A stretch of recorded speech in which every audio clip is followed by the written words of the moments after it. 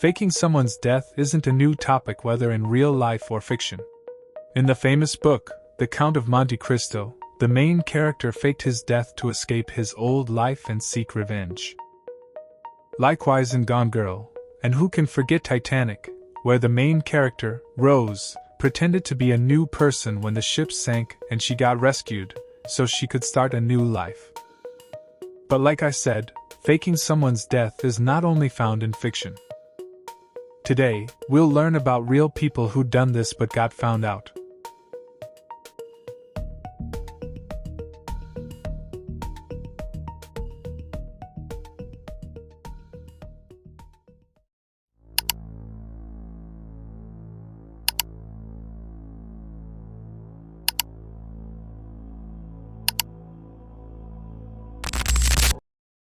Bookworm. A term given to voracious readers. Bookworms spend their time reading books, collecting books, and discussing books. More than the spicy stories and the hot characters though, readers are sometimes wrapped in the life of authors, to the point where they have parasocial relationships with them. And sometimes these relationships turn brutal, turning into bullying. In the case of romance author Susan Meacham though, we don't know whether she was really bullied or just mentally confused. But the problem began with this.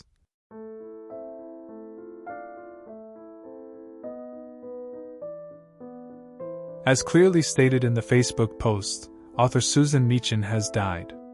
But apparently, the online community where Susan belonged to was not informed of her passing.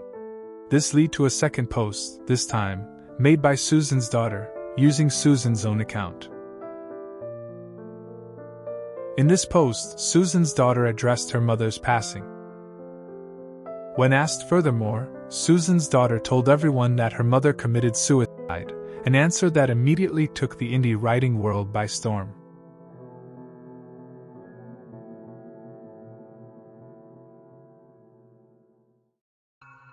At the time, none were the wiser.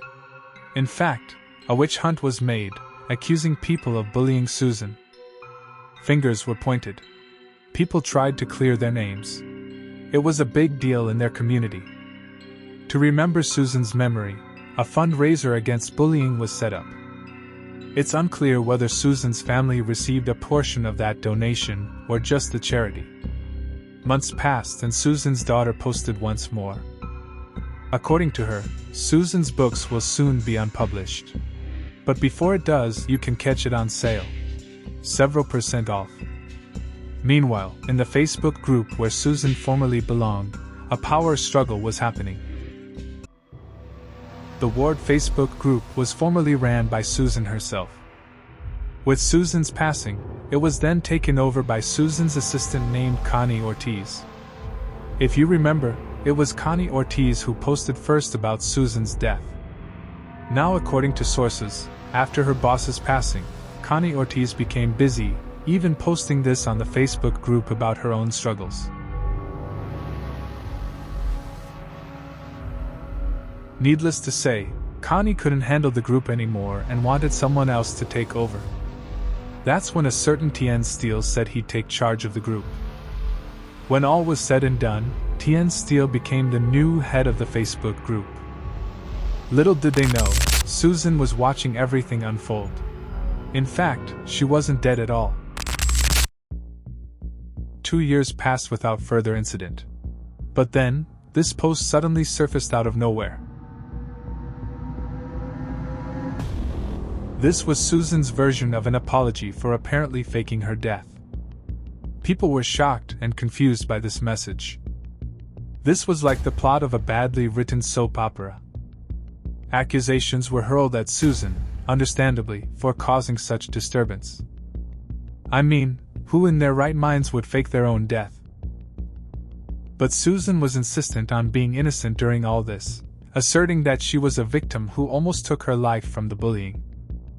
According to Susan, her family did what they felt right for her, pretending that she was dead, even if this meant that people who supported her might turn their backs on her. Understandably, the individuals who had donated to charity were now calling Susan a fraud. But again, Susan told them that they weren't asked to donate.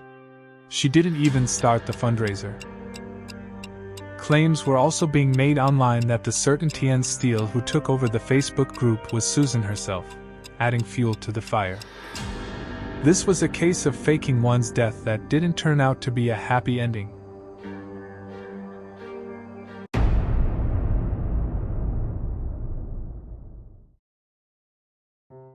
Nowadays, people don't believe that money can't buy happiness. I'd rather cry in a Ferrari than on a bus, many would say. But for Timothy Dexter, things were different. He faked his own death because despite having money, he wasn't happy. Timothy was born in 1748 with luck by his side. Although his parents were farmers, and they were poor, he didn't stay that way. Timothy didn't finish school to help his parents in the field, but when he was old enough, he left their village to seek fortune.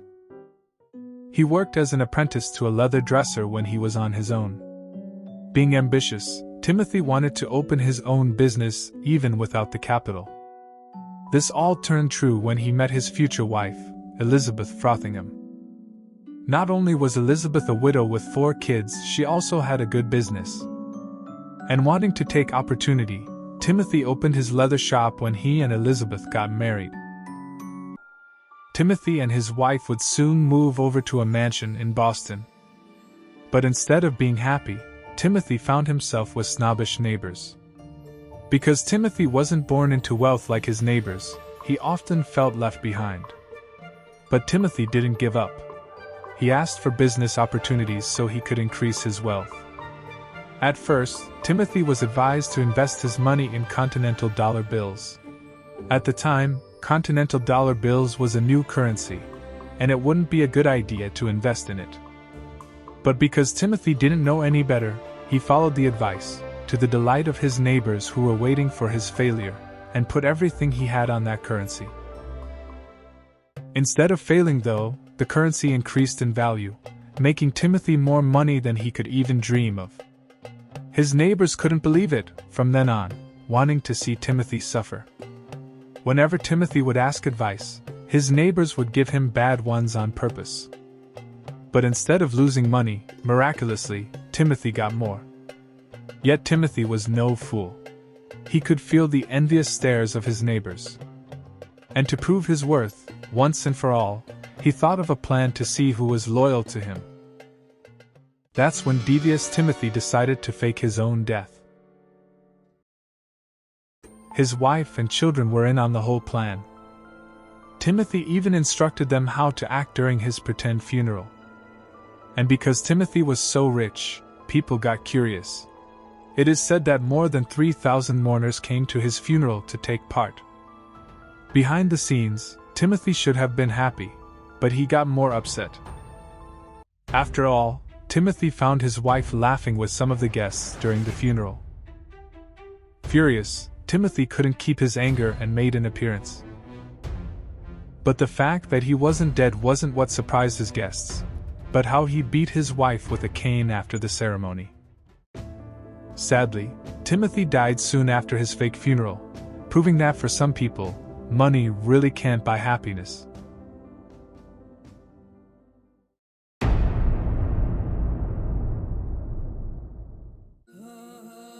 If Timothy wanted to get close to people, this next story is different. Because instead of getting good friends, Alison Matera wanted to push them away. 27-year-old Alison Matera was your normal church-going woman. Due to her devotion, she even joined the choir at St. Michael's Church in Pasco County.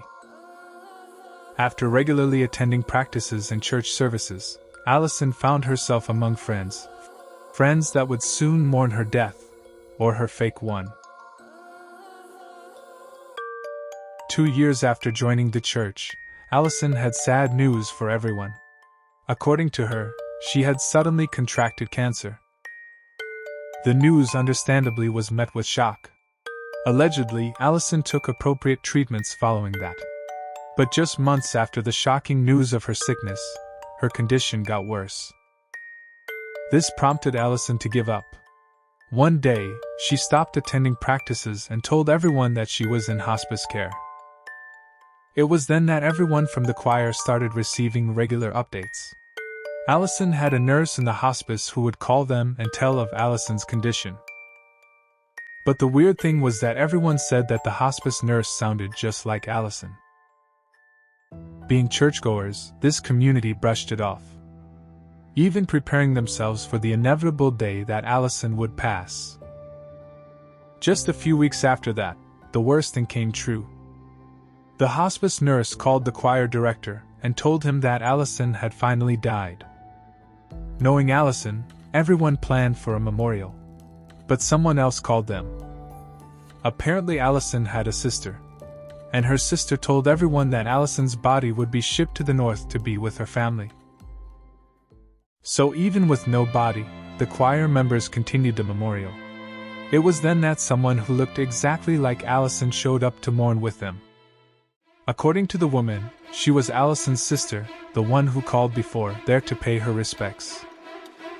It was just too strange for everyone. This made one member of the choir call the sheriff and tell him everything.